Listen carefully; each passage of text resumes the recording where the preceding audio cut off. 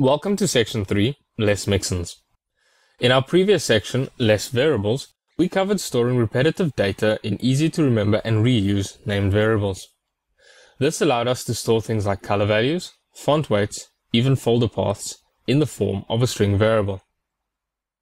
This section takes us to the next step in data storage, which in less is known as a mixin.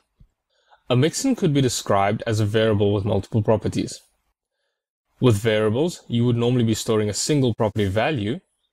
Mixins, on the other hand, store the CSS property or even multiple properties, each with a defined value. Now I'm sure you can all begin to imagine something like this would be extremely handy. If you were thinking of CSS3, with all those wonderful vendor prefixes some of them require, you would be correct. Writing a mixin is actually quite similar to how you would write a class selector in CSS. If you take a look at this example, you can see it is a period, followed by the name, and then a pair of curly braces with the box shadow definitions for each of the main browsers in between.